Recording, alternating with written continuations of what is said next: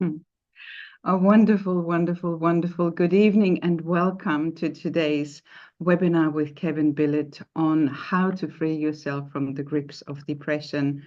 First of all, I would love to say thank you for joining us. Thank you for leaving so many beautiful messages in our registration box, and I read through all of them, and it's very, very heartfelt. And I'm delighted that you are here, or so many of you are here, because with hearing Kevin and his experience on depression, there is a way out. And Kevin is here with us tonight live.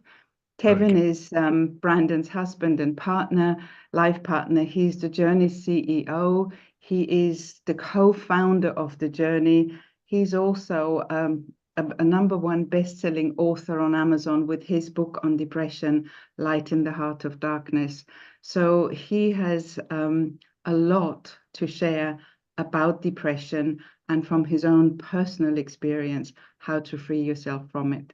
My name is Gabby Burt. I've been with Brandon, Kevin, and the Journey for 27 years. So I have accompanied both of them around the world, seen the launches of books and the entrance in new countries, seminars, also witnessed people healing from all kinds of illnesses, including depression. So it is a great honor to welcome Kevin here tonight. And before I call him here, I also want to say, please stay on with us. At the end of the session today, Kevin will stay on and answer your questions if you have any. And also we will draw a free place for the upcoming seminar that we are offering once more now online, called Out of the Blue. So there is beautiful opportunities. Please stay here and stay with us until the end of this webinar, and I'll continue then. But first of all, let's welcome Kevin, and thank you very much for being with us here live today. Thank you. Thank you, Gabby. I deeply appreciate it. And it's just kind of reminded me, when you say you've been with the Journey for 27 years, it was 30 years this year when I first came across that lovely blonde lady called Brandon Bays and discovered Journey work for the first time. She had just developed the basic first steps of Journey work in 1994. So she was offering I don't know, just the prototype version of the Journey, I think it was. And what happened with me was that I had a friend who said to me, "I've booked you a therapy," and I had no clue what he was letting me in for. And so I said, "Okay, I've been depressed cyclically since I was 8 years of age." And I was going through a very rough patch at that time, back in 1994. Circumstances had conspired to really kind of push me down the rabbit hole and into the darkness. And so I agreed to a therapy, not having a clue what it was, not having any hope really that it was going to make any fundamental difference to my life, to the condition of depression. But 30 years ago, I discovered the tools that set me free. And those are tools that have developed over that 30 years. They're no longer prototypes. We've been working together with Gabby, with Brandon, with the whole team over that time, refining, developing, really discovering what works and what doesn't work, discovering the underbelly of depression and the true causes of it, what it really is. And the Journey work has been extraordinarily effective in clearing depression from people's lives. We've thousands, literally thousands of testimonials from people who say, "I never knew, I didn't know my life could be like this." My own life changed from being this cyclical from, I want to say, some stasis that was okay and survivable and doable with occasional ups, but mostly a lot of hopelessness, a lot of pointlessness in life. And sometimes, when the downswing came, if you suffered from depression, you know what it's like: debilitating darkness and, all the symptoms that come with that. After doing Journey work, the honest truth is, hand on heart truth is that I have not suffered an episode of depression in 30 years. Now, that's not that I've talked myself up and become the happiest person on the planet, all singing, all dancing. It just means that the issues that set up depression have been resolved in my life, were resolved a long time ago. And I've learned a lot of skills that I've kept applying in my life. And so I keep myself that way very easily, effortlessly, and through all the years. So it's some of that I want to share with you in this session here. The first thing we need to touch on, it's something that I've spoken about many times in the past, is that there is a lot of conflicting and confusing information out in the public domain about depression. But if you really look at it and take some just kind of logical, sensible approach to it, you'll see that some of the myths just do not hold up. The myth, for instance, that depression is a mental disease, it's a fallacy. If you consider just some simple facts, depression can start with any extended period of feeling blue, like your issues are not going to go away, and it's a deep sadness. You would never describe that as a mental illness. Now, it's got to get much worse, much, much worse, before depression causes mental disruption. And it can do that. But if you define depression in terms of mental illness, then obviously you're looking for a psychological cure. But depression is an emotional issue. I promise you this from 30 years of experience of helping people clear themselves. It's an emotional issue, not a psychological issue at its root. Now, it's not to downplay what it can do psychologically to us. I've been through it, maybe you've been through it. It can create massive pain and disruption, great disorientation, massive dysfunction if it gets serious enough. But we've got to look at what it is we're actually dealing with here. A similar problem occurs when depression gets defined as physical illness. It's not essentially a physical illness. Now, if depression gets bad enough, of course, it can cause physical dysfunction. It will give you the symptoms of physical illness. But again, if you're looking at it as a physical illness, like this is what defines it, this is what it is, then you're going to tend to want to use drugs to sort it out, or some physical therapy to sort it out. And, truthfully, the drugs that are mostly prescribed for depression were never developed to treat depression. They found almost by accident that they have some efficacy. I'm not a great fan of them and have been off medication for all of that 30 years. So and I'm confident in what I'm saying here. It is at its essence not a mental disease, not a physical disease, although it can cause both. So both are associated with depression, but we need to look a little bit deeper here to really tell the truth of what it is. Also, what I was told at the time, way back in the 80s, 90s, I was told two things. One, your mother had depression. It was my paternal grandparent had depression. So, well, it's a genetic inevitability. We could expect you to get it. And we know, yes, there can be a genetic component, something that's handed down. The truth is that still it's an emotional condition, and we have choice here. And if you have the right insights, if you have the right tools, you can address the true causes of depression, and you can really begin to self-treat what it actually is. The same thing when they say it's a chemical imbalance in the brain that does this. My firm belief is that it's the other way around. The depression can cause, doesn't always, can cause disruption of brain chemicals, and that can be extremely painful. It can be massively debilitating. But there is no proof in any of the research that it's brain chemistry or alteration in brain chemistry that causes depression.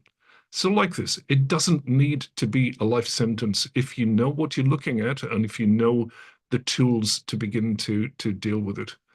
So first thing here, and I've looked at some of the messages that you guys have posted, and it's an interesting kind of set of themes here. One of them is around trauma, and it is our experience that traumas, particularly old traumas, childhood traumas, stick with us, and they cause what some people call cell memories. Deepak Chopra calls them phantom memories. I prefer the cell memory label for them. What we've recognized happens is there is a residue of old traumas that lives on in the body.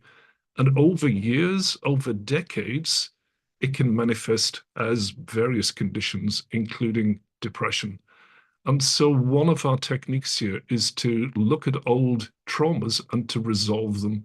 And journey work is incredibly potent at both accessing, so unearthing those traumas, and giving us a way to open with them and truly organically clear them.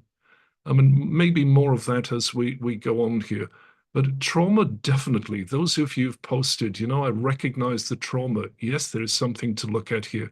There is, I want to say, highly likely to be a causal connection between severe trauma, repeated trauma, and patterns of depression.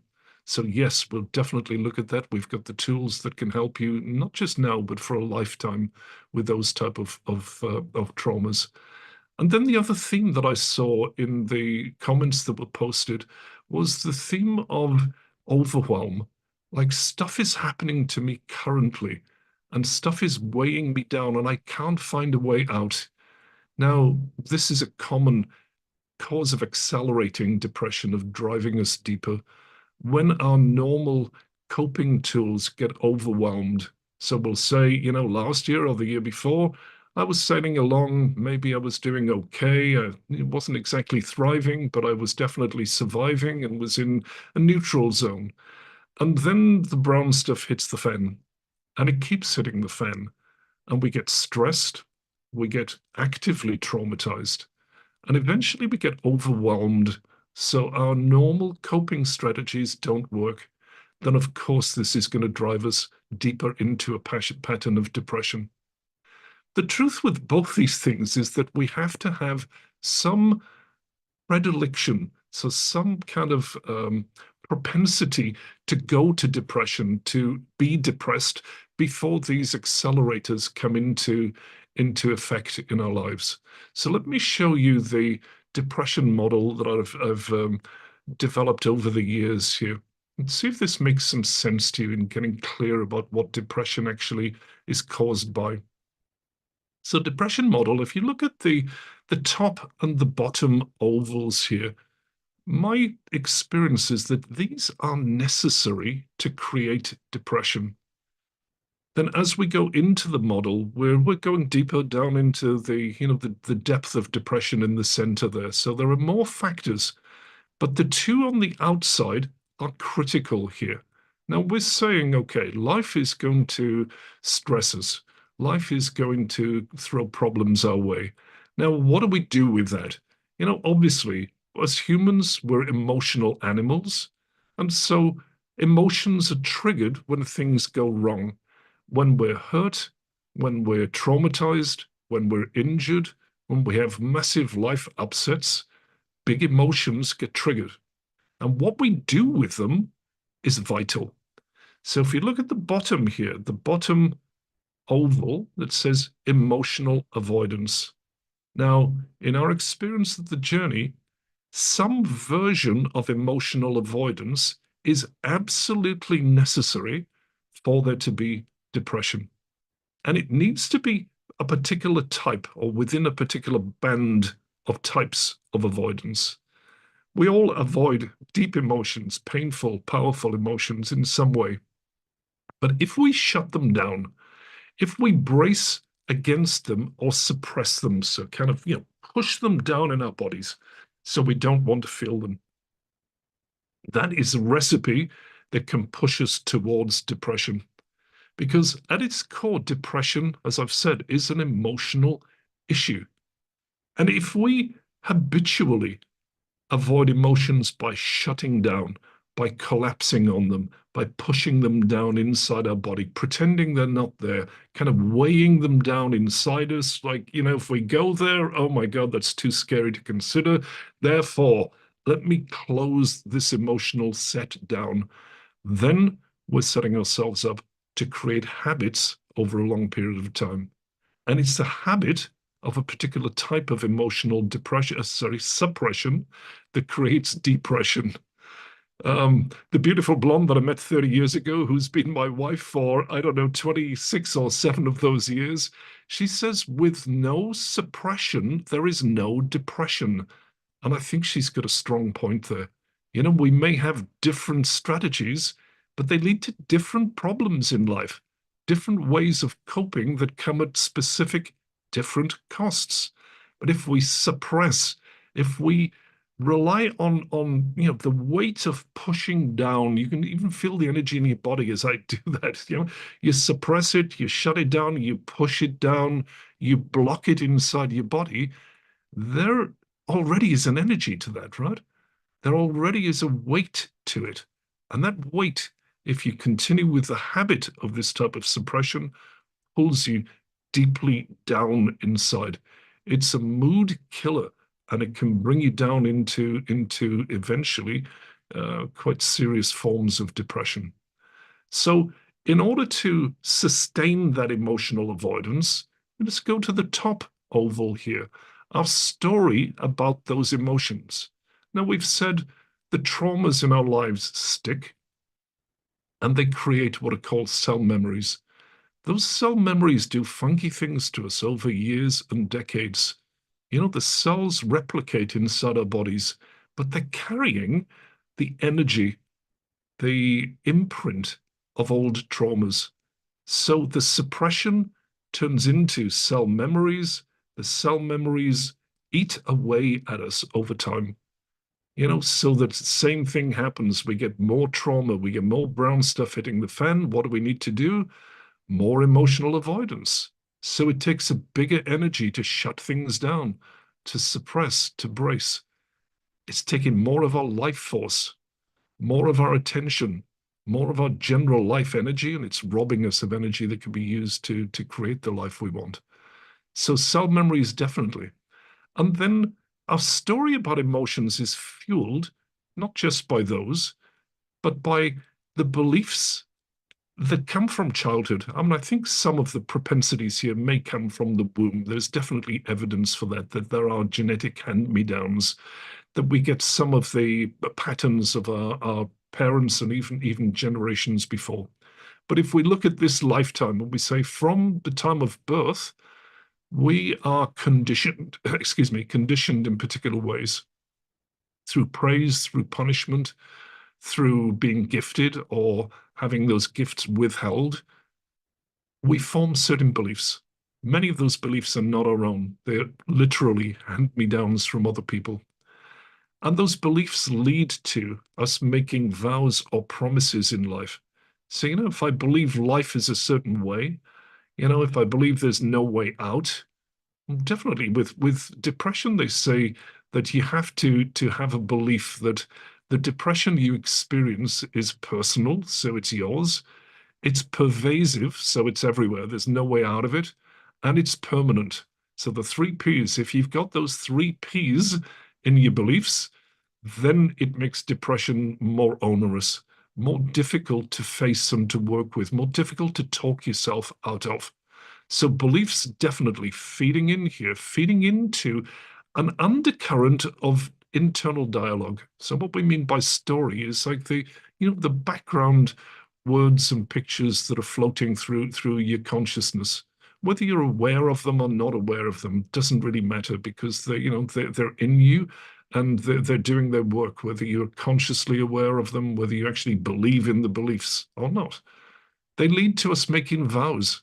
So promises to shield ourselves, to never be like that person, to never do that again, to not take the risk, to not step out, to not be big. Like this, those vows can be massive, insidious forces in our lives, and again, containing us and pulling us into the weight that we've set up with the shutdown and the suppression of emotions. In a similar way, rules are more brittle forms of beliefs. So our rules can guide us or they can keep us stuck.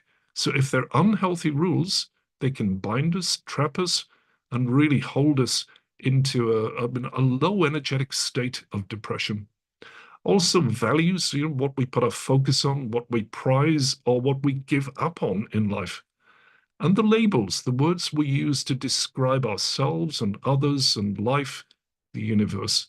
So all these factors here create a story about emotions. And there's a very fascinating fact about emotions. You know, I've said we're human animals and we're emotional. If we get triggered, we feel emotions. Now, most animals that feel emotions don't necessarily have a story about them, and they will feel an emotion and then let it, pass after it's felt, and they kind of shake it off. If you imagine, safari pictures of an antelope being chased by a lion, that's a pretty traumatic thing to go through, one would assume.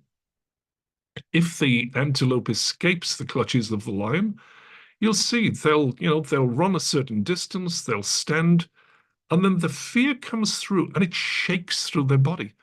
So they kind of eventually shake it off. And then what? They're back to grazing, they're back to being part of the herd.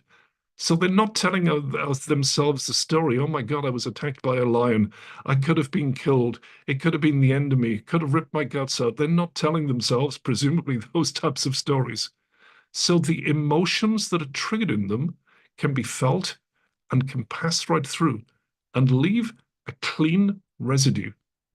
But something very different happens when we're conditioned to tell negative stories about our emotions. Negative stories like, oh my God, it's the end of me. I'd rather die than feel this emotion. All sorts of stories about, the goodness, the badness, the light, the dark. When those stories mix with our emotions, they make them sticky and they turn emotions into moods. Now, moods don't pass so quickly.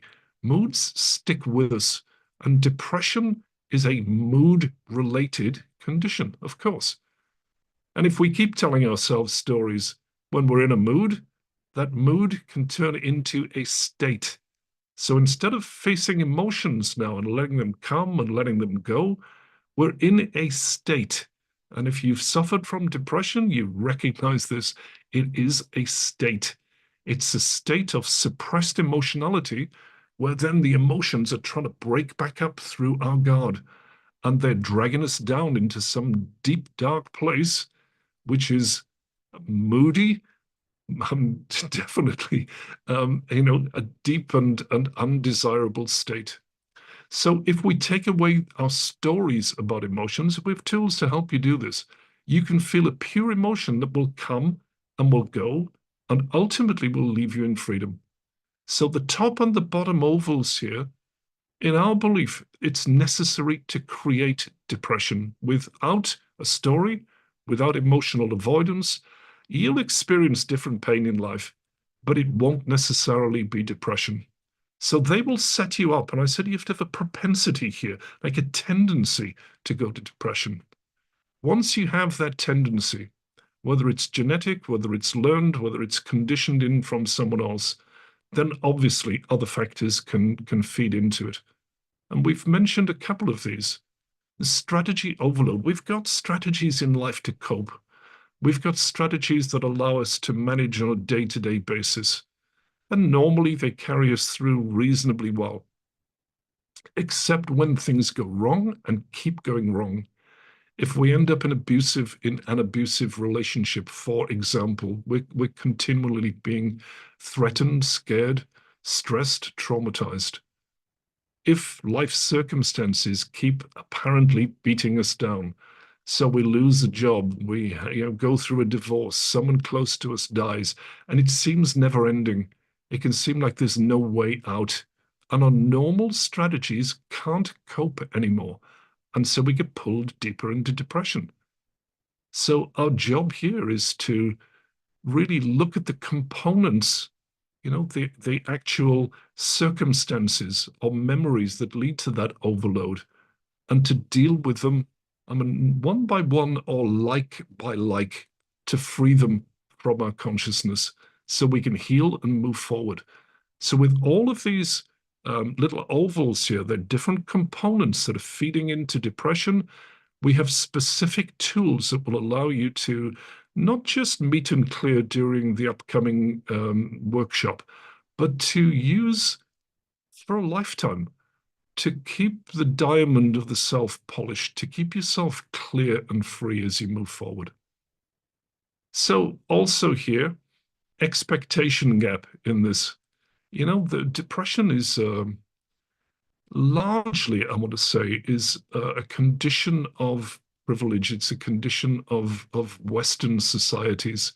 If you're focused truly on survival, your survival needs, what you need to hold body and soul together, you don't have time to introspect. You're too busy working. If I look back to my grandparents, on my mother's side, on my father's side, you know, they lived through the deprivations of early mid 20th century, two world wars, Great Depression, and they were proud just to have survived. They were proud to have held their families together. And I believe that one of my grandmothers got depressed in old age, but it was really, you know, she was quite old. Until then, she was happy to describe the traumas that they went through as if they were adventures in life. And I've been to countries where there is incredible poverty, and I want to say lower depression rates than in privileged Western societies. So what we expect life to provide, you know, is a determining factor here, because if our expectations are not met and we're prone to this collapse of depression, this shutdown, then obviously expectations not being met, life isn't adding up. Maybe it means something about me, so the story kicks in a different way. Maybe I'm incompetent. Maybe I don't have enough of what it takes. Maybe I'm not enough as a person. Maybe I'm disempowered. Maybe there's nothing I can do to correct this. We're on the slippery slope. Now, I probably want to say that from a journey perspective, those are the four factors that we would put our initial focus on, giving you tools, exercises, direct hands-on experience that will allow you to clear what needs to be cleared. Then, once that clarity comes, we can look at the other two factors here. Unsupportive lifestyle. I've undoubtedly had loads of people telling you, you know, what you need to practically do to, I mean, snap out of it was what I was told, I think. You know, you exercise more, you get better sleep, you eat better food, on and on and on. And you go, well, you know, if you're in a normal place, that's quite possible. But if you're already suffering from depression, the prospect of correcting unsupportive lifestyle seems overwhelming in itself, can actually add to the weight of depression that we feel. So we need to do the initial work first before we come to this, and before looking after ourselves in a healthier way becomes natural, easy, and possible for us. And then lack of purpose. I mean, I've often seen this with people of quite significant privilege in life, that they just get lost. You know, they've got enough money, they're secure, but there's no purpose in life. There's no reason for them to be here. They don't contribute. They don't pay back to life. They don't pay forward to life. They've got no reason really to get up in the morning. And then that too can pull us into uh, various degrees of depression. So these are the factors that we're going to look at. And I just want to repeat this. This is not just about giving you information that you can take away. It's about giving you exercises that directly affect in a positive way each of these areas that contribute to depression. Journey work is extraordinarily effective at clearing the residue of the stress and the trauma and the anxiety that we've experienced in life. So there's a model that encompasses everything. Let's show you one more thing here, because this is quite interesting as well. It's a bit of a different take, but it may explain something to you. It definitely makes a lot of sense to me. If we look at, we've said that, you know, depression ultimately is an emotional pattern. Okay, it's an emotional habit. We've developed a model, Brandon and I call this lily pad model, where we're looking at the different types of unhealthy behaviors, or in our case here, patterns. So when we're stressed in life, when our deep and big emotions get triggered, we tend to avoid them in one of three ways. And those three ways we're treating metaphorically here as lily pads floating on pond of consciousness, if you will. So trauma comes, upset comes. We get triggered by other people, we get triggered by life. We can inflate our way out of it. So one way of avoiding our deepest emotions is to inflate. And by that, you'll see some of the adjectives there. It means getting bigger than the problem. So you pump yourself up. You pretend it doesn't affect you. You pretend you're bigger than whatever is taking place in life. So little introspection, not much introspection here. Just like these things. Overriding. So you override the issue. You pretend it's nothing. I'm in control. I can handle it. You exaggerate. So you exaggerate your own importance. You exaggerate your own power, and so on. Name dropping can be part of this. If you know people who have the right, whatever it is, lifestyle, then you can kind of associate that and you can get out of your own emotional dross by going there. Blame is huge in this. It's like never my fault, always someone else's fault. We can get explosive with anger, flatter other people, be prideful in ourselves, and so on here. I'm not going to go through them all, but you get the flavor of this, okay? This is bigging ourselves up. Now, that doesn't feed into depression normally. We've got to do something else to feed into depression. That will take us into areas where, people are running away from us, where people don't like us, where we're very lonely in life or have other hurts. But it's not probably going to be depression if that's our default mechanism for avoiding emotions. But if you flip that over and look at deflation, a lot of us will do this. I definitely recognize this from earlier in life. When we deflate, we're turning down emotions by hiding from them, by playing small. And you'll see some of the adjectives here: victimhood, collapse. So we're shrinking inside, playing small. We're trying to hide from whatever threatens us. We're trying to pull back, we're walling ourselves off or hiding in a cave, whatever it is metaphorically. Diminishing ourselves. Oh, I'm not important. It doesn't matter. Feel the energy to this as the words are coming out here. Really open emotionally with it. Self-deprecating. Oh, it's only me. I'm not that important. Defeatism. Well, what's the point? I'm not really much I can do about it. Self-effacement. Well, depression is in here because it's an adjunct to all these deflationary habits and patterns. So we give up, we get fatalistic, there's nothing I'll ever be able to do. We can self-narcotize, so we zone out and pretend that, nothing is touching us, but we're going to sleep all the time. Dumbing down, so pretending that we don't understand, we don't really care. Lampshade effect, that's putting the lampshade over your light, pretending to be dim. Cocooning, a lot of us experience this. Like we're in a fog, we're in a fuzzy place, like this cotton wool wrapped around us. We're not really connecting with life. We're not really experiencing it sharply. Everything's toned down. Then we become passive or passive aggressive or passive resistance. But guess what? By this point, our energy is so low that we're priming ourselves to fall into depression. So deflation is a necessary pattern. To avoid emotions through deflation is a necessary pattern for depression to exist. And we've got the tools to help you meet the emotions that need to be met and to clear them in such a way that these deflation patterns can naturally fall away. The third one is rigidity, and that's an interesting one. This means blocking. This means being kind of uptight, definitely, tense and anxious and kind of toe-to-toeing it with our issues in life, like it's a battle and, we're just digging ourselves in. So we become predictable, serious, tense, blocked. Loads of different adjectives here. One that should be right in the middle of this lot is anxious, stressed. And this can feed into the deflation that is associated with depression. And then we've got versions of depression that are around, the anxiety-based depression, or stress-based depression. And it's kind of a fusion of those two, rigidity and deflation. So those are the three ways, the main ways in which we react to life.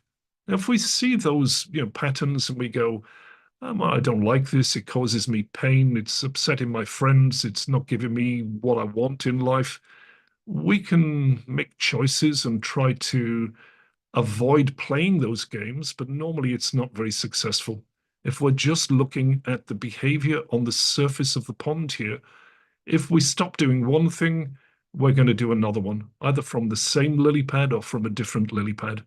Or maybe we'll be temporarily successful in giving up one pattern, but it's going to come back in the long term. The reason for that is deeper down in this same model here. I've told you some of it already. If you look on the STEM system here, these are the filters. This is our conditioning. So beliefs, values, rules, vows, promises, very similar to what we've got on the depression model, right?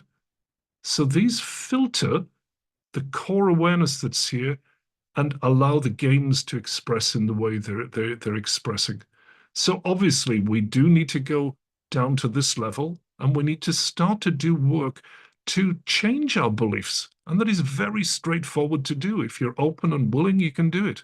You can change the rules, you can change the vows, change the promises, and so on.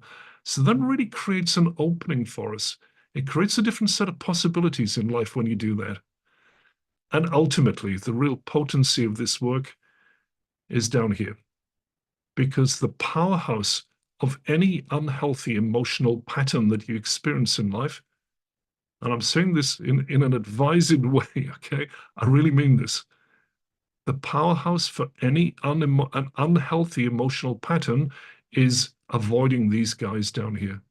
We will do anything, some of us, to avoid fear of these emotions, not recognizing that if we stop the story and if we allow the emotions to come, that is the healthiest thing we can do in life, because they will turn into another emotion, a deeper emotion, and ultimately they will set us free. The way that you see little children playing, they get upset playing with their friends and, someone's stolen their building bricks and they get enraged and then they get sad and then they cry and then they're in a tantrum and then, they kind of let go and there's some kind of turnaround and eventually within a couple of minutes, it's like they're back playing again. No residue if they're open emotionally. So if you look at some of these down here, these are the real drivers of depression. If you avoid some of these, and we all do, then there's the powerhouse that can turn into depression if we suppress, and if we deflate as a way to avoid. So just look at those. Being vulnerable. Some of us will do anything to avoid vulnerability. Out of control. Ditto. Feeling void, like there's nothingness in life. Central for a lot of us. We'll do anything to avoid the void. Impotence. Just get on the left-hand side with me. If you feel like you are not, you have no agency in life, that there's no connection between who you are and what you produce, what you can do. Terrifying sometimes. For some of us, being ordinary. We need to be special in order to survive. So if somebody points at our ordinariness or sameness, it's terrifying. And we don't know what to do with these things. There's the bottom line. Our options are taken away. If we feel like we're trapped, we have no choice. If we're humiliated, devastated, grief is another one. Grief is a massive emotion that can be met and can set you absolutely free if you make that choice. If you're emotionally willing, with the tools to help you to do that. Pain for some people, they go, I'd rather die than feel that pain. And so on and so on. Stillness, exposure, love. Love is a huge force. It terrifies some of us. Failure. How many of us have denied failure?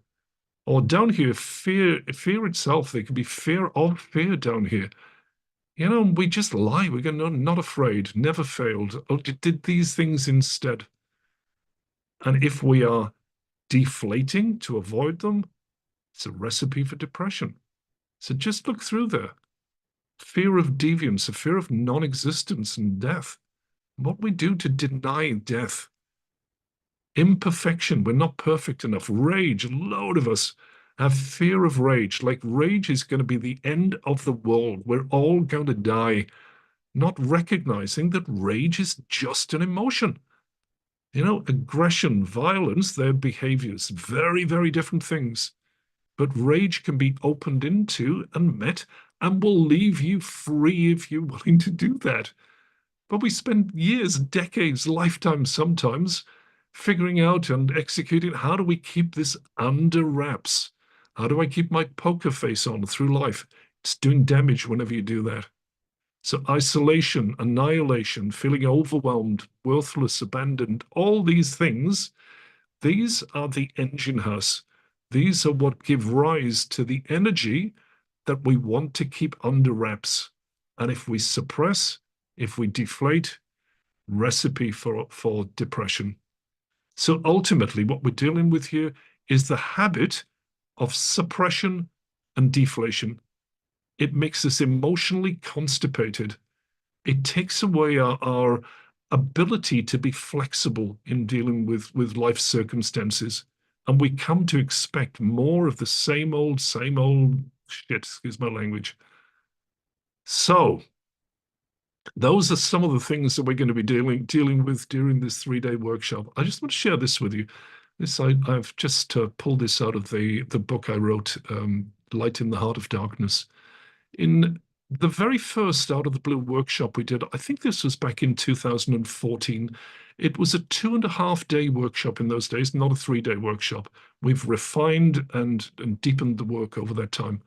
You can see the results here, and it was measured on the depression and anxiety and stress levels.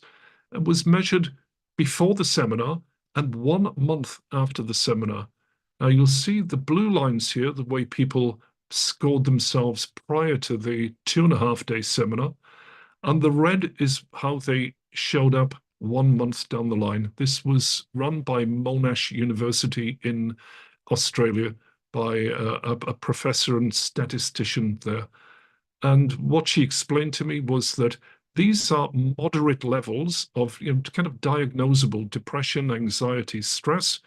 And these, the 7, the 3, or the 8, where they ended up after 1 month, are normal levels. So it fits into normal categorization of depression, anxiety, and stress. Now, there are 2 points here. One, this is after a 2.5-day workshop, and we have more work, more comprehensive and more effective work to offer you these days in a 3-day workshop. The second point here is this was after 1 month, and you will leave this workshop with the tools that you can use to keep yourself clear and free and getting healthier and healthier for a lifetime. You will take the scripts away. You will be able to use them on yourselves and on those you love if they're open to the work. And these numbers can improve even from there. So I would love to invite you to come and experience this for your from your own experience. I can talk as much as the next person about depression and about what you can do about it, but the ultimate test is what happens in your own life if you're willing to try something different. Now, as a caveat here, it does mean you've got to be willing. It does mean you've got to be willing to own your own issues and to make some decisions to do something about it yourself. This is not relying on a pill. It's not relying on a doctor to say, okay, take this and you'll feel better. This is doing some deep work, deep introspection work, and it is emotional. But you have incredible support of people who've been through this work time and time again, people who've qualified as practitioners in journey work to support you. So from my perspective, it changed my life radically. I mean, at the time when I came to the journey first and met Brandon, I had no clue that it was possible to feel bliss in life. I thought that was just something that spiritual space cadets made up as a story. I didn't believe it. And yet that's what I experience on a regular basis. I didn't know where to find wholeness, where to find fulfillment in life. I only had the taught beliefs from childhood that if you work hard enough, if you earn enough money, if you create the lifestyle, then, things sort themselves out. That wasn't my experience. It didn't matter how hard I worked, how successful I became. It didn't matter how much money I had or how much my lifestyle was ticking all the boxes. The depression that had started from childhood was still here. And it took journey work, and it did take a leap of faith to pull that out by the roots. And that is what's possible for you. If you feel cold in any way, you'll have the support, I promise you that. So, Gab, I just want to ask you, there possibly questions. Can you uh, We haven't come we back from haven't for, put for that. just a moment here? Thank you, Kevin. Thank you, first of all, for your beautiful explanation about depression, what it is, what it's not, and that everyone has the capability to do something about it. And Thank you. we also have a little bit of time left where, if you would like, while we still have Kevin here, please ask a question. If you could just type it in the Yeah, chat box, that would yeah. be wonderful. And I can pass it, we can pass it on to him, or he can see it himself. And yeah, so that would be wonderful. So Did you have a draw the as well, Gabby? Weren't we giving away a free place or something? yes, we have one free place for the workshop that's coming up from the 18th to the 20th of October. It's called Out of the Blue. It's over 3 days, Friday, Saturday, Sunday. And we have randomly selected one person here, and it's Amanda Monti. So she's been with us this evening. And so congratulations, How did we Amanda. arrive at that? Just for me to know, Gab. How was that chosen? How was that How chosen? was How Amanda was that chosen? Yeah. chosen? Well, we have all the names of everybody in the participants level, and we kind of just scroll up and down, and we'll stop the wheel at one Close person, your and eyes and that's point a pin yeah, or something. exactly. So Yeah. we haven't got a wheel, we haven't got a roulette wheel, but it's very similar. So it's So, very random. Amanda, you And said, is it? Amanda Monti. Okay, Amanda, congratulations. I would love it if you would just post in the chat box if you're able to attend. There's a gift for you. Please let us know if you're willing to take it and to come along. Thank you. Now, if there are any questions, just pop them in the box there, and I'll do my best to So answer. I have been with the journey for a while, read your book, did the exercises. Is there a way you would recommend how to break through? So, Meng, what book It's are kind you of referring to? seminar The to journey book have or people Kevin's who've book? been doing this for years work with you. Yeah. Oh, and I think that there are a couple of things here. I'm being a little bit tongue-in-cheek saying that there needs to be a decision that you will face the emotions that you've run away from. Even if you don't know how to do that, the staff, the trainers, the practitioners will help you if you make that decision. So you have to make a different choice here. That different choice could include coming to the seminar, as I said, and it means opening emotionally. It means telling the truth to yourself. It essentially means stopping the games that you've been playing up until now. And we have the methodology to help you with that. You'll do some work that is not in the book in the seminar, and you will be held in a space that will allow you to go deeper and to complete more fully. So all these things. But if you make the decision, the support is there for you. And the work works, I promise you that. Anyone who's been through this will tell you it is very, very effective work. I think with Journey, depression is one of the things it's actually most effective with. It's most reliable with. Beautiful. Terry from Cyprus, thank you so much for this webinar. How do we deal with abstract emotions, and how do we embrace them? I'm not sure whether, I I don't have know no what idea that what an means. abstract emotion is. I don't believe in such a thing. What was the name of this person? Terry, Yeah, okay. Terry Terry, from I would Cyprus. expect here that what you're experiencing is some fusion of emotion with story, that there'll be some subtle internal dialogue about the emotions, and then that makes them more remote. It turns them down, or we can turn them up depending on the story you're telling. But the way I explained earlier, it will turn them into a mood. It will make them slightly out of reach. And so we will offer you ways to still the mind and allow the emotions to come as emotions. I mean, emotion is just a biochemical shift that takes place in the body. You know, we attach so much meaning to emotions, and then it gets very complex. But if we take the meaning away, if we take the story away, any emotion, and I do mean any emotion, can be met, felt, and can clear of its own accord, and will leave you essentially free, healthier if you do that. So I don't know the concept of an abstract emotion, but I'm hoping that helps you a little bit there. Got two more questions here. One is a beautiful question, actually, from a lady we know, Right. Vivian Moss. Oh, yes. Her son is on antidepressants and has been resistant to No, journey work. How can she help him? you So, how can't. to help my son, who thus far You is can't, Vivian. resistant to journey work? I'm sorry. In this case, I have to be the bearer of bad news. You have to decide for yourself. With depression, if somebody says, do this, there's going to tend to be resistance. And particularly with a parent telling a child, this is what you need to do, this is what you should do, this is what will help you. Internally, uh-uh. You have to come to a point in yourself where you go, enough. I'm willing to try whatever it takes to shift this. I want the rest of my life to be different. I want to be healthy, but it has to be a personal choice to do that. You cannot cajole anyone into doing this. You genuinely can't. So I would say, Vivian, all you can do in this case is to be an example of truth and openness, emotional availability, and love him, you know, without putting any conditions on him. Just love him the way he is.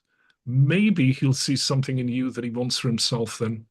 But you cannot in any way, even gently force this on people.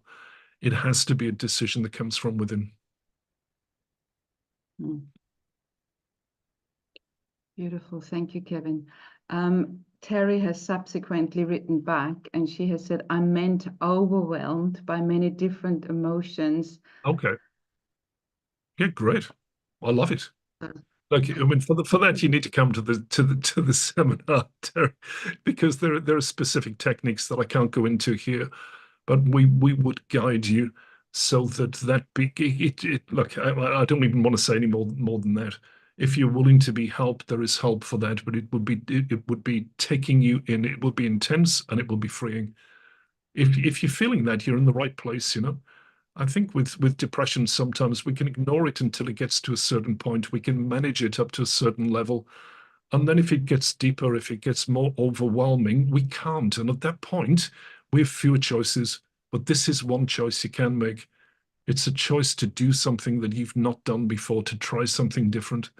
It's a choice to find some courage or put out a prayer for some courage to take a step in the direction of these emotions and allow your own body to heal. Your body knows if you give it the right tools, your body knows what to do with them. It knows how to heal. After I did my initial journey work, I mean, my brain was, I mean, all over the place in terms of brain chemistry, I'm sure, but it's self-regulated.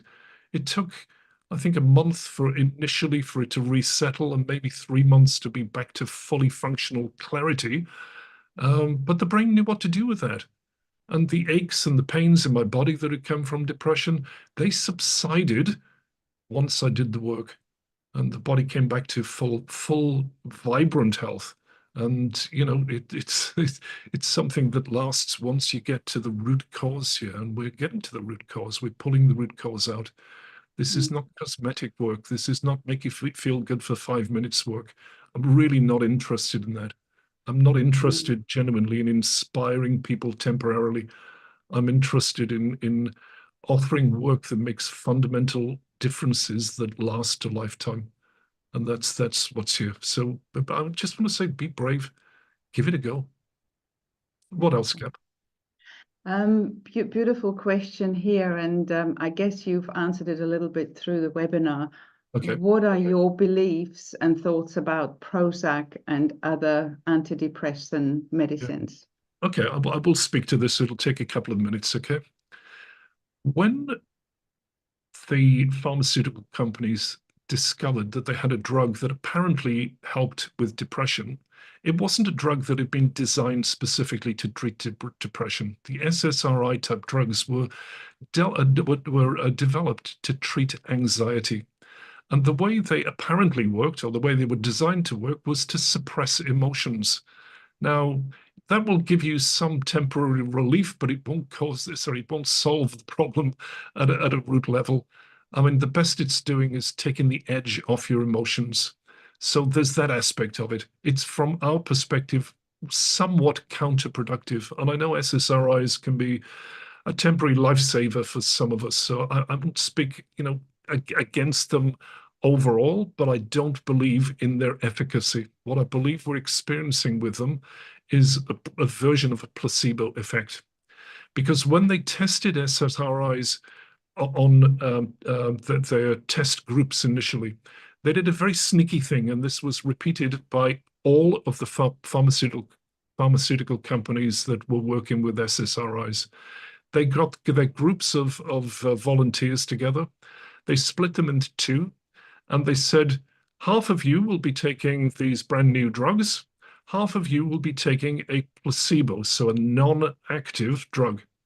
And by the way, those of you who take the drug will notice they have these side effects, and the side effects of SSRIs are pretty extreme. So people knew that they were taking the SSRIs because they had side effects. And what they found was that there was a marginal difference between taking an SSRI and taking a placebo. There wasn't a huge difference, but there was some. But people knew which version they were on. When they pulled this apart, and this was only, they started to really do it about 10 to 14 years ago, they did meta-analyses of all the pharmaceuticals tests. They found the same theme, and they said, we're going to redo them. And what we're going to do this time is we're going to use what are called active placebos. So they said to people, you will either be on an SSRI or you will be on an active placebo. And by the way, they both have the same side effects, the same types of side effects. So they were using a non-related active drug as a placebo in this case, still with the side effects. So people did not know whether they were on the SSRI or whether they were on the placebo. And when they did the test that way repeatedly, the results were there was no statistically significant difference between taking an SSRI and taking an active placebo. So my belief here is that with SSRIs, the biggest effect that it has is a placebo effect. And we kind of believe in something that has side effects. We go, it must be doing something because, it takes a month or 3 months or whatever to wean yourself onto the drug. It has weird effects on your body. And so you're aware that you're on a drug. And then the expectation unconsciously is that it's going to help. And so it does. So I would never tell someone, don't take them. I would never tell someone, give them up. I'd always say, listen to your practitioner and listen to your body, but also give yourself some other opportunities by trying some work like this that is emotionally freeing and can actually get to the root causes of depression and resolve them. I hope that helps. Thank you so much, Kevin. Yes, that was a beautiful answer. I don't know, I wouldn't know the answer to this because I don't know it, but maybe you do. Is your system similar to the Sedona method? No, it's not similar to the Sedona method. I've not done that, but I've read about it, and it's just not. I believe that the journey is a pretty unique method, truthfully. We have philosophies, understandings, techniques that are not replicated elsewhere. Beautiful, thank you. Kevin, that kind of completes our questions here. There is a few more questions here on the side, but they've kind of been answered in other ways. Okay, right, I understand. Yes. They've been answered in other ways. And so I just would love to make a final invitation to Kevin's seminar Out of the Blue on 18th to the 20th of October. We have a very, very special promotion code which gives €100 off, which is open until the 30th of September. And you have, I think Olga is going to post the link of the page, the information page that tells you everything about the seminar. And we have Kevin delivering the all the materials throughout the weekend. We have one of our co-hosts, Arnold. He's going to be there. It's powerful. It's the Journey Intensive. It's just a different. It's not the Journey Intensive, it's out of the It's blue. not the Journey Intensive. It's different. It's different. It's called It is Out of different. the Blue, and it will teach you powerful tools and a method that you will experience over that 3-day event or weekend, and something that is yours to keep for the rest of your life. So It's if incredible. you know somebody, some people, I've read also some of these or all of the comments in the registration form. You know, some people living with somebody with depression and want to find out more about it. Do it for yourself. Create the confidence in you. Then that will help somebody else. Maybe that person can join us next time round, or maybe you can try. Gabby, as well, if someone's interested, then great. And my point earlier is you can't force anyone to do something they're Yeah, reluctant to. But if you make an open-handed offer to someone and say, look, this may help you. What have you got to yeah, lose? May as well give it a go. Maybe they say yes, and so then yeah. obviously welcome them. And we look forward Beautiful. to welcoming all of you who Everyone, are really looking forward to everyone. seeing the results as well. Exactly. So it's really open to everyone, for everyone, and it's life transforming. It's really life transforming. And please, it's from a cost point of view, to get something like this to complete or put the end line underneath long-term depression or stress and anxiety or stuckness in life, whatever you want to call it, there it's the greatest gift in life. So we invite you. Can you please? Oh, I've got. Oh, Olga has already shared it. So the early bird is on until the 30th of September. We've got the page link here, and you will also, if you are registered here for this webinar, then you will get the replay of the webinar for today, plus the information page, plus the discount code. So you will get everything in an email as well over the next 24 hours. So please just watch out for it. Thank you so much for joining us here today, Kevin. Thank you for being Oh, here. thank you to And everyone for being thank here. you, Look forward to everybody. seeing you again online. Thanks. Bye for now. Wonderful. Thank you very much. Thank you. Bye bye.